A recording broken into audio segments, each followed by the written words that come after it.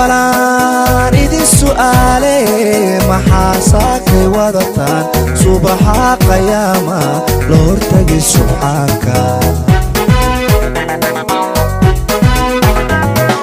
ninka saaka jecelo xilka sahal hamoodine dhulka aan ku soconiyo samaduu ka culus yahay dhulka aan ku soconiyo samaduu ka culus yahay yuu sibiq idinku gelin yuu sibiq idinku gelin ninka saaka jecelo xilka sahal hamoodine dhulka aan ku soconiyo samaduu ka culus yahay dhulka aan ku soconiyo samaduu ka culus yahay yuu sibiq idinku gelin yuu sibiq idinku gelin. بسم الله الرحمن الرحيم السلام عليكم ورحمة الله وبركاته كنتو وعنا وناكسن داود الرماتي باهلكن وتلفزيون كعالمي يهون كيبل تي في عربتي سمجالة هرقيسة داوديال دلهانتي با كسور داود برنامجنا هلا ضيق وهذا أنا قلت كداوتان تلفزيون كعالمي يهون كيبل تي في برنامجنا ينالا با كعسونا سياسيين تهويان ك يو حقلتي جودهم ببرشوين ته سوماليلاند ميل كستا أو أي جوانا وبس سياسي كستا أما هويان كستا oo waqtigaas macluumaad badan oo bulshadu tabayso lagu tuhmayo oo ay la xiriidho toddobaadkan waxaa barnaamijka martii ugu gudoomiyaha komishanka doorashooyinka qaranka Cabdiqaadir Imaan Warsame gudoomiyaha waxaan marka hore ugu mahadnaqayaa si waqtigiisa qaaliga ugu horeey magaalada qayb qaato barnaamijka haladay balse baladeen taariikhda dib u raacno Cabdiqaadir Imaan Warsame waxa uu hore u ahaa injineer waaxda jidadka ee dawladii hore ee burburtay ee Soomaaliya waxaan markii waxa intaas ka dambeysay uu waxbarasho u tagay dalka dibadiisa waxaan Soomaaliland dib ugu soo noqday sanadkii 2004 markaas oo uu hogaaminayay shirkad ka shaqeysa dhismaha oo la oran jiray Unico shirkadaasi kadib waxa uu noqday hogaamiyaashii urur siyaasadeedkii xaqsoor ay ku tartamayay doorashadii golaha deegaanka ee Soomaaliland sanadkii 2012 ka dhacday gudaha Soomaaliland waxa markii dambana uu noqday xubnihii ka qayb galay komishanka doorashooyinka qaranka Soomaaliland isagoo ka socday dhinaca golaha guurtay Soomaaliland labada xubnood ay soo xulayeen kamid aha waxaana markii dambe loo doortay oo xubnaha komishanka doorashooyinka dhexdooda iska doortay inuu noqdo gudoomiyaha komishanka doorashooyinka qaranka oo ilaa haatan xilkaasi uu hayo waxaana waqtigan uu wareysigan siinayay isagoo u safraya magaalada Laascaanood ama gobolada bariga oo ay ka bilaabmayso diiwaan qaadashada kaarkii diiwaan gelinta marka hore gudoomiyaha komishanka waxaan ku soo dhaweynayaa on cable TV iyo barnaamijka haladay waad mahadsan tahay waan dhawahay aad baan idinka mahadnaqayaa booqashada nagu soo booqateen xarunta komishanka doorashooyinka qaranka iyadoo hawlaha aanu hadda hayna aad u culus yihiin haddana inaan nasiib u helo inaan idinku soo dhaweeyo aad baan uga mahadnaqayaa aad baan kaaga mahadnaqaynaa adigana sad waqtiga qaaliga nagu hurtay nagala qayb qaato barnaamijka haladay su'aasha ugu horeysa haddaan ku weydiiyo muddooyinka ugu dambeeyay komishanka doorashooyinka wuxuu ku guda jiray hawlihii diiwaangelinta kaararka la qaadanaya dib loo bixinay bal xaaladda diiwaangelintu ilaa hadda ka maraysa kaararka lagu bixinay بسم الله الرحمن الرحيم والصلاة والسلام على سيدنا محمد وعلى آله وصحبه أجمعين markan si kooban u soo koobo dadweynankii diiwaangelin galnay 2016 waxaynu ugu xigay inaynu kaararkii daabacno inaynu shirkadaha ajnabiga la xiriirno inaynu kaararka markii ugu horeysay taariikhda Soomaaliland lagu daabaco xaruntan aynu fadhino kaararkii halkan aan ku daabacnay lahaanshaheeda aanu siinay inuu yeesho qaranka Soomaaliland inuu isagu isku filnaado wixiisa isagu samaysto halkan aan ku daabacnay kaarar aan hore loo arag qiimo badan leh una leh qaranka ayaanu daabacnay kuwii qaybintoodii baan galnay waxaan ku qaybinayno goobihii ku dhawaa 2000 ee goobood ee wadanka oo dhan inaanu kaararkii dib ugu qaybino iyadoo aanu asal ahaan ka minguurinayno diiwaangelinta dadkii galay dadkaan gelin lama siinayo waxa kaloo aan la siinayn oo cadaatay oo aanu in badan ka dignay qofka laba goor iyo wax ka badan isku dayay inuu isdiiwaan geliyo isaguna kaar looma sameyn kaararka waanu bilownay alxamdulillah bishii April 29 baanu bilownay labada gobol ugu horeeyay Saaxil iyo Awdal oo labada gobol xeebaha leh xeebaha waxaanu markaa u dooranay cimilada in waqtiga kuleylku hadoo kala ahayd aan dadku deganayn xeebihii iyo 13 goobood oo xeebaha sanaaga ayaanu isku larnay intaasaan ka qabanay si wanaagsan bay noogu qabsoontay waxa ku xigoo inaga dhamaaday shalay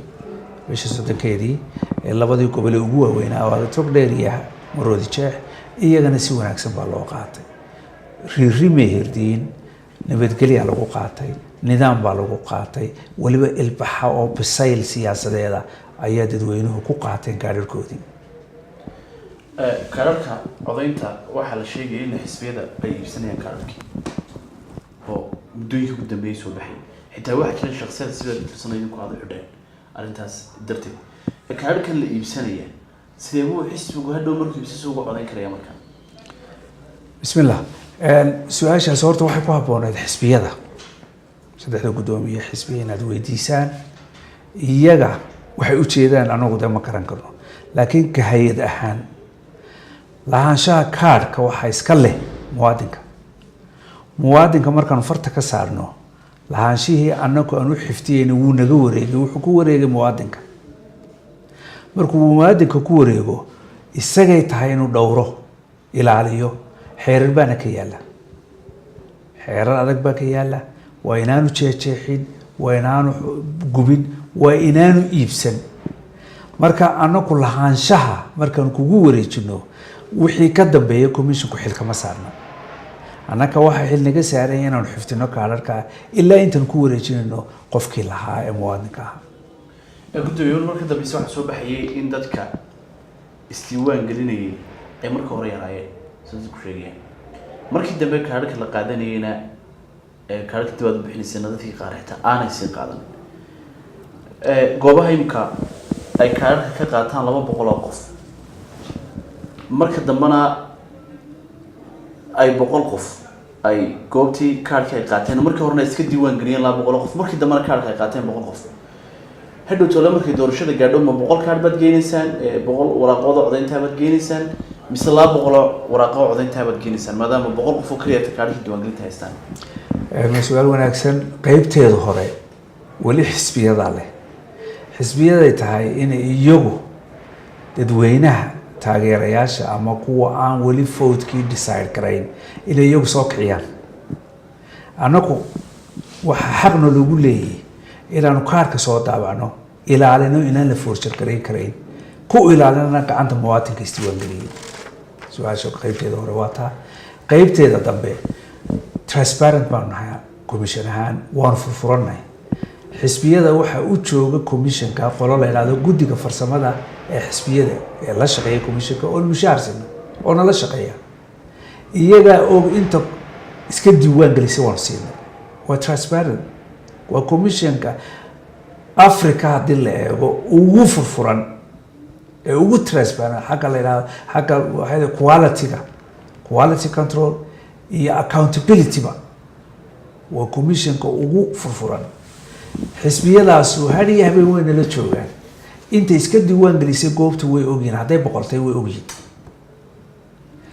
ka duplicate ka waanu sheegno way ogyihiin waa minus ka maxayday hadda qaatay way ogyihiin waa minus inta soo hadhay ayuu la geenaya inta kaarareen ugu soo noqotay hadda waanu xifteeyna hadana waanu yeelina maxayday xisbiyada waxaan raaynaa intaasaa boqolkii laba way duplicate bay noqdeen oo isku dayeen oo ma laha kaaran 20 may qaadan waxa soo hadhay 78 taas soo hadhay ayaa list lagu qorayaa goobtii lagu dhajinaya kaasa lagu galiyaa doorashada marka waxay noqonaysaa 20kii soo hadhay inaan reserve halkan dhigno doorashada dambe hadana dib loo soo saaraya waa la furaya doorasho kasta dastuurka waxaanu ka dhignay hadda xeerka in 6 bilood ka hor la furo si dadkii qaangaarka ahaa ee jaaniska u waayay doorashadii hore ay doorashadan uga qayb galaan kuwii aan jaaniska weyn inay dibadda ku maqnaana ama si kaleba ay u seegtayna ay iyaguna u qaataan haddii kaarkii aan qaatay aan ku codeynaya tuyga lumo oo u baahanahay inaan codeeyo muxuu qofka siinaya de sharciyadaad maraysaa waxa weeyaan oo kaarka markaan ku siinay uu kaalumay waa sida document ka leedahay kaarkan waa passport-kaaga oo kale waa identity card-kaaga waa voter card-kaaga waa inaad marka hore tagtaa maxayday booliiska waa inaad diiwaan gelisaa oo tirahdaa card number intaas oo ah voter cardkayga baa iga lumay, waa inaad raadiyo Hargeysa geysaa, waa inaad ka sii daysaa.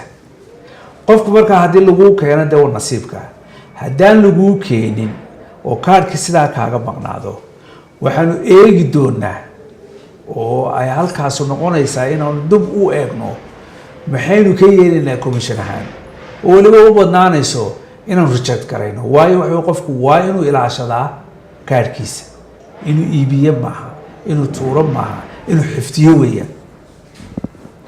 maalinta doorashadana waxaan uga digaynaa dadweynaha ama muwaadiniinta, waxaa cod ka bixinayo keliya qofka kaarhkiisa sita, cid kale kama soo wareegso.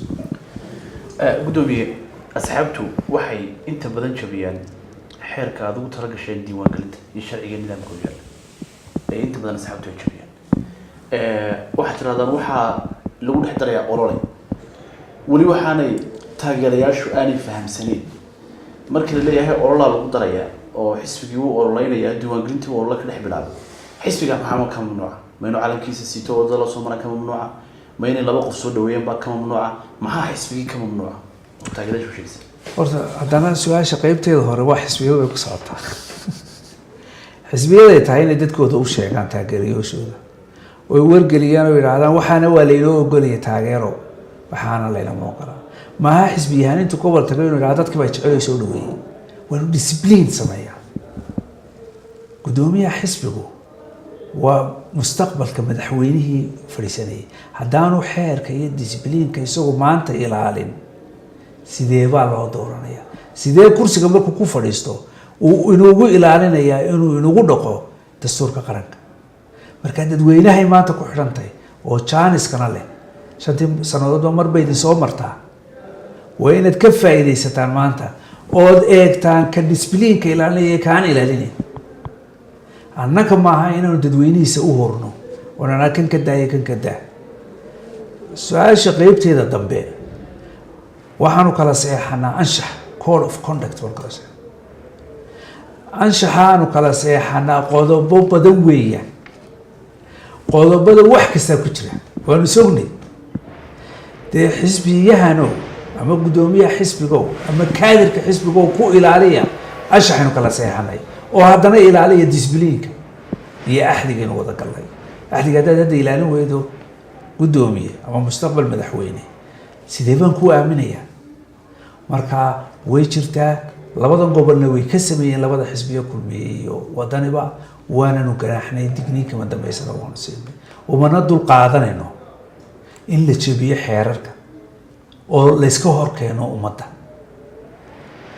ma u dul qaadanayno haddaanu komishinkaynahay.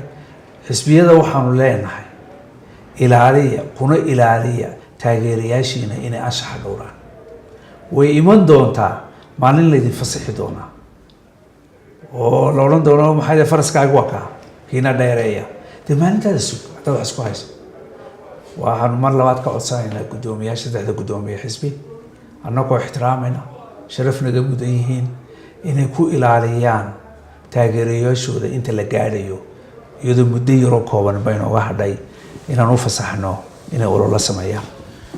ammaanka xilliyada aad galaysaan bixinta kaararka ama diiwaangelinta ama doorashada, iyo mas-uuliyadooda idin saarantay yaa toos ugala xidhan dhinaca ammaanka?